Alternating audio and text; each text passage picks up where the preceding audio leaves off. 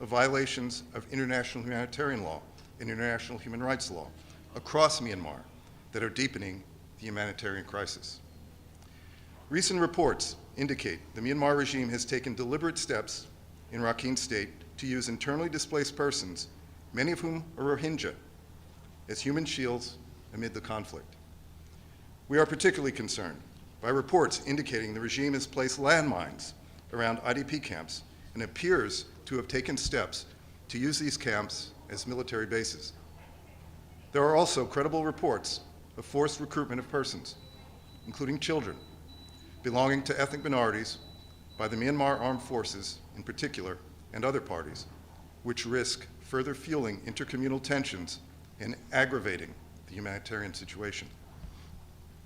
These concerning developments follow a range of reports of other violations and abuses, particularly by the Myanmar Armed Forces, including indiscriminate aerial bombardments of civilians and civilian objects, burning of civilian homes, attacks on humanitarian workers and facilities, and restrictions on humanitarian access.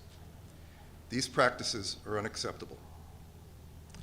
Since the regime's violent military coup in February 2021, an attack on the Myanmar population, the number of people in humanitarian need has risen from 1 million to 18.6 million.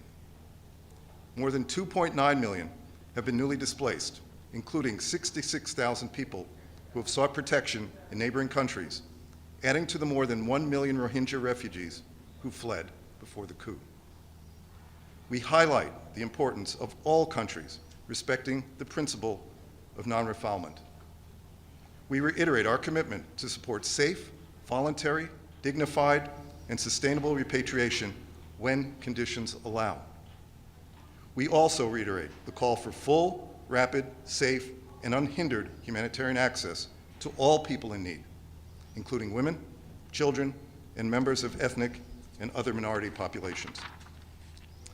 We urge the Myanmar Armed Forces, in particular, and all parties concerned in Myanmar, to de-escalate violence, respect international humanitarian law and human rights law, and to protect civilians.